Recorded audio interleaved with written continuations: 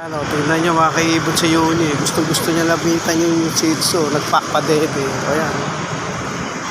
Ayan yung may-ari ng aso mga kaibon. Pero yun mo, normal ipinanganak yan mga kaibon usually sa mga ganyan Shih Tzu. Cesarean yan eh. Pero nakapanganak ng pero mo 8 piraso. Napatayan na ng isa mga kaibon. Ayan.